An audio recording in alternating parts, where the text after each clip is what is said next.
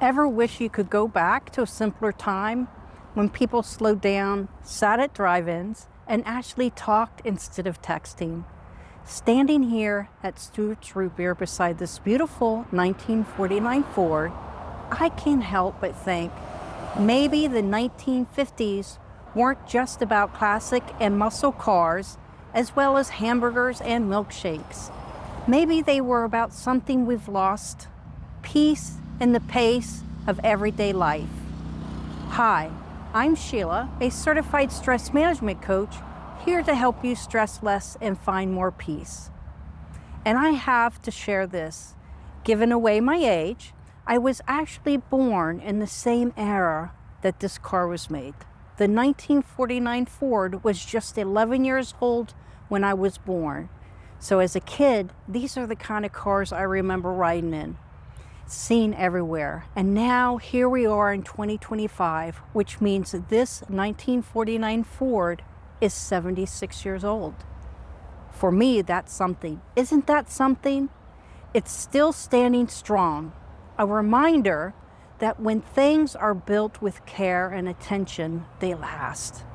Back then, we've never even heard of cell phones. If you wanted to talk to someone, you used a house phone. And some were those rotary dials, ones that you had to turn every number. If you were on the road, you'd stop and use a payphone. I think in Britain, they still have a few of those red phone booths. Let's pause for just a moment, for 15 seconds, to slow down and breathe in that nostalgic calm together. We're gonna breathe in for 5. We're gonna hold for 5. And now we're gonna let go for 5. Now let's look at 5 timeless lessons from the 1950s, similar to the ones we explored in my video about the Van Ness Hoff Van Netta farmstead from the 1700s, and how we can bring a bit of that peace into our modern lives today. Lesson 1, simplicity was a way of life. Life wasn't cluttered with constant notifications or endless to-do lists. People valued quality over quantity and lived within their means. Tip, simplify your day. Choose one priority that truly matters and let the rest wait. You'll be amazed at how peaceful simplicity feels. Lesson 2, community created calm. Drive-ins like this weren't just places to eat, they were places to connect. Friends meet up, families shared stories, and people really listened to one another. Tip, reach out to one person today. A call, a walk, or even a handwritten note. Real connection creates real peace. Lesson 3, slower pace. Stronger peace in the 50s, life moved slower. Meals were homemade, errands were done by foot, and evenings ended on the porch, not on screens. Tip, try slowing down one daily routine. Eat without distractions, or take a short walk with no phone. Let life's rhythm match your breath. Lesson 4, work hard, then unplug. People worked hard, but when the workday was done, it was done. Evenings were for rest, laughter, and family time. Tip, set a clear end to your day. Close the laptop, silence the phone, and allow yourself to truly clock out mentally and emotionally. Lesson 5, joy was simple, and shared happiness came from the small things. Music on the jukebox, ice cream floats, a drive under the stars. Joy wasn't something to chase, it was something to notice. A tip, every night, write down one small joy from your day. Gratitude turns ordinary moments into peaceful ones. If you enjoyed this little trip back in time, make sure you catch my next video. We'll keep uncovering simple, practical ways to stress less and find more peace. Go ahead and hit that like button if this message spoke to you. Describe, if you haven't yet, and tap that bell button so you'll know when the next peace lesson drops. And if you're wondering how stressed you really are, I've got a fun test you can take. Just look for my How Stressed Are You quiz in the description below. You can also grab my free guide, 7 Steps to Discover the Deeper Why Behind Your Stress. It's a great way to start uncovering what's underneath the surface. And if you love relaxing through creativity, check out my puzzle and coloring books on Amazon. They're designed to bring you back to calm, one page at a time. Oh, and before I go, I am affiliate with Simply Earth Essential Oils and Calming Soap that I use 1 or more times a day that I highly recommend. Again, all the links are in the description and pinned comment. In peace, and until next time. And for those interested in history and having a look around with me, here is some history and fun facts about both Stewart's Root Beer Drive-In and the 1949 Ford. We will start with Stewart Root Beer Drive-In. The brand began in 1924 when a school teacher named Frank Stewart in Mansfield, Ohio decided to sell his own root beer to supplement his income. He developed a special recipe and opened the first stand. Over time, it evolved into a full drive-in style root beer stands and car hops, a format that became quintessential in the 1940s and 1950s. The original root beer float was their specialty, and by the 1930s, specifically 1931, the business began franchising, expanding into New York, New Jersey, which we are here in Lebanon, New Jersey, Ohio, Pennsylvania, and West Virginia. Though the stands were operating from the 1920s onward, bottling on the soda for broader retail sale didn't occur until around 1990, when the rights to the bottled soda were acquired by the Cable Car Beverage Corporation. The brand continues to exist under the larger beverage company now of Keurig Dr. Pepper in recent years. And believe it or not, this is a new fact I'm learning, June 17th is celebrated as National Stewart's Root Beer Day in recognition of the brand's. Now about that 1949 Ford car right here behind me as well. The car that saved Ford and a car that truly defined the time. This car is more than just a piece of nostalgia. It's the car that saved the Ford Motor Company.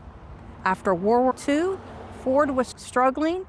Their cars were still using pre-war designs, while competitors like GM were already moving forward. Then came the 1949 Ford model, Ford's first all-new after the war, and it completely changed everything. The company bet its future on this model, and it worked. Ford sold over 1 million cars that first year. It was a bold, modern design that told America, we're back, and we're ready for what's next.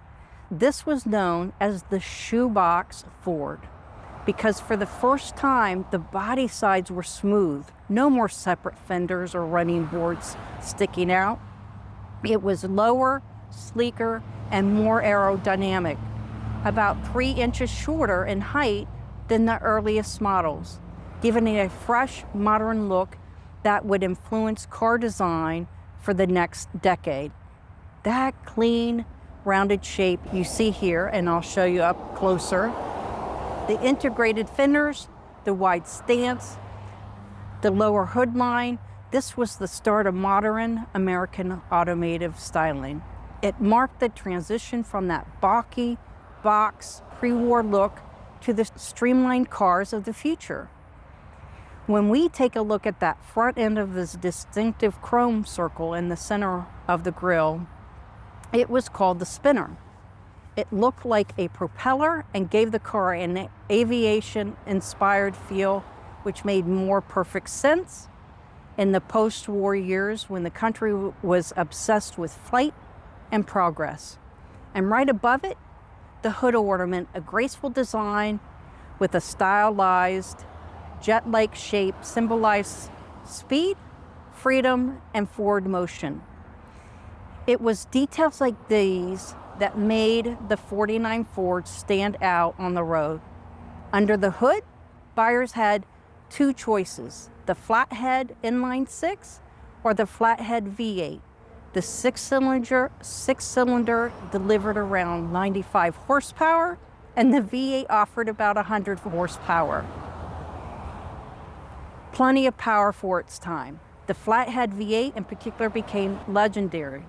Simple, reliable, and easy to work on. It's still one of the most loved engines by classic car enthusiasts today. You can hear and feel the difference when it's running, a steady, deep rumble that tells you this was built in the days of solid steel and craftsmanship. The 1949 Ford came in several body styles. The two-door sedan, which meant two doors, the four-door sedan, four doors, a club coupe, business coupe, convertible, and even a station wagon. The classic Woody with real wood panels on the sides. Each one carried the same clean, modern look, and it was hit with families, young couples, and returning soldiers alike. Inside, Ford simplified everything. A wide dashboard with clean gauges, metal trim, and functional design. This one's completely original except for the seats, though it has seats that match the original exact type, 1949 pattern. The steering wheel, the dash knobs, even the windows cranks, all authentic, just the way they left the factory. The trunk space was generous, big enough for luggage, groceries, or a couple of picnic blankets, and a cooler from Stewart's. Even the rear design was forward-thinking. Simple taillights, curved bumper, and smooth lines that carried through the whole body.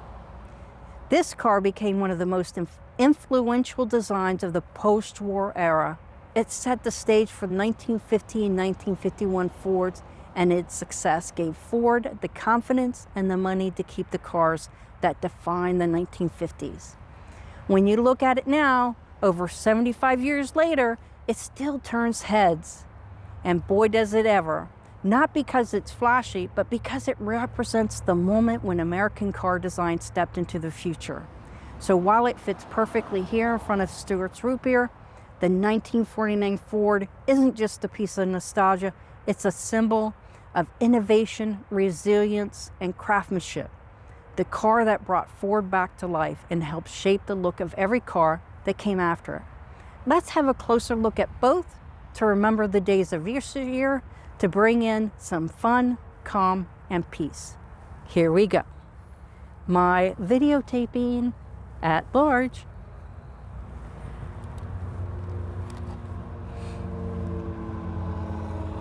Of course, the old Stewart's.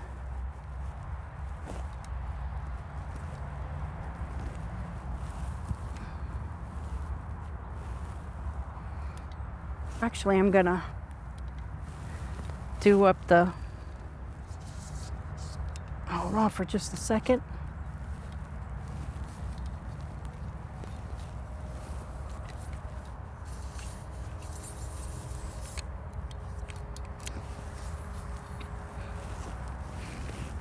So again, we are here in Lebanon,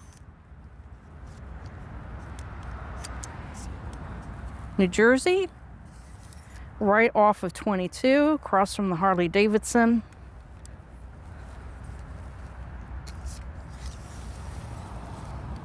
Let's see if I can videotape a little better doing it this way. So we got this old Stewart's. I didn't even look up, but I'm not sure exactly when this Stewartsville was built. Now we're first going to come up here. Come up so you can kind of see the car.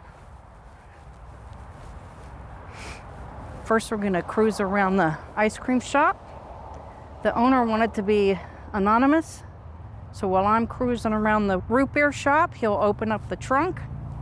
But isn't it a beauty? And he'll open up the hood. Wait.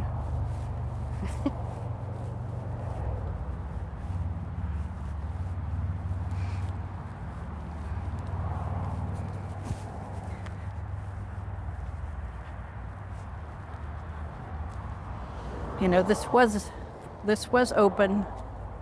We'll go around this way.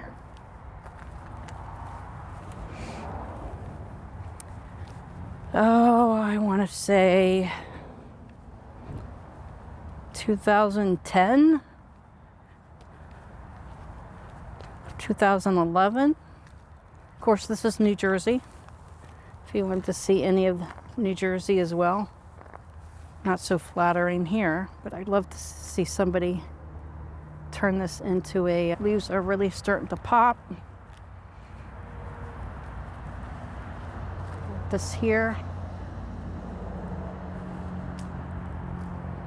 I'm not sure exactly if this was a particular drive-through, but I'm not sure what that is there.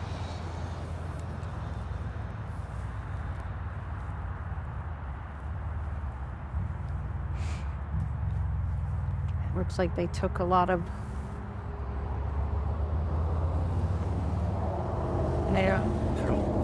menus, no menus. We could see the Stewart's established 1924. Of course, the girl here with the skates, bringing out the food.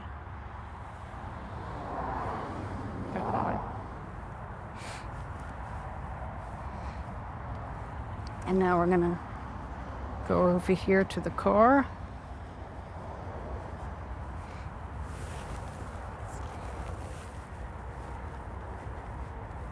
Is this a 6 or an 8? 6? V6? V6?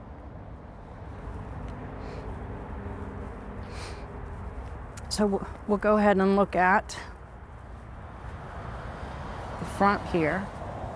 You can see the grill part, the part here that we talked about that looked like the aerospace. Sitting up here. Iconic. Very simple engine, all original. Let's see.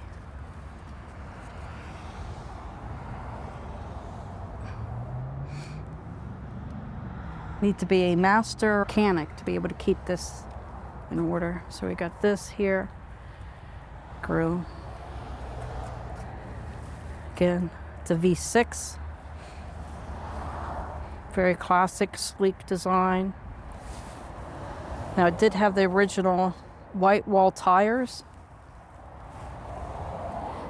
but they changed it up.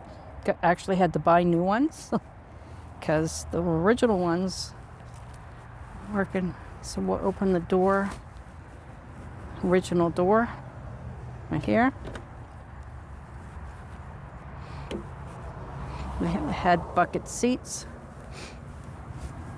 See it from here. Nice dashboard. Of course, the owner added the 8-ball here. Love the big steering wheel.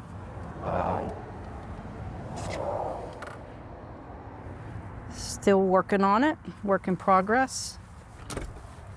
But these were changed out to look original. You'll see here the handles. These are all original. Very cool. It looks like this kind of matches the thing on the grill.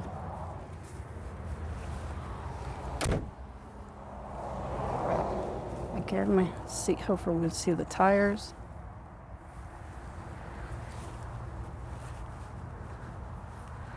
And the truck. Not sure how to open that.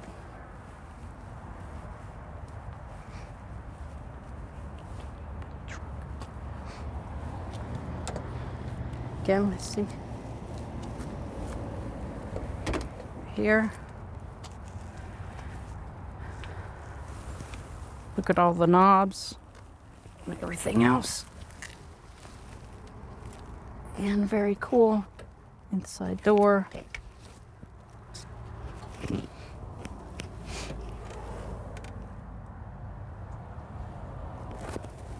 Looks like ivory.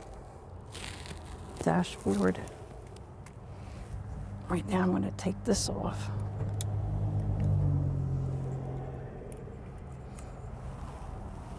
Let's see what we got.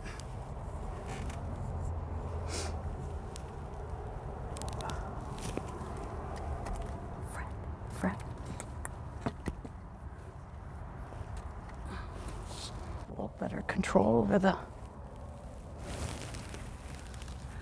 See, it still works. Took it. There. Radio. It's not working, but it's a work in progress. Could certainly. Clock can only do so much in a day. Okay, right here. We have the little side light here. That's cool. And then now we have the trunk. Always a toolbox. All right. And that's it. Hopefully you've enjoyed this. I have. And again, in peace. And until next time.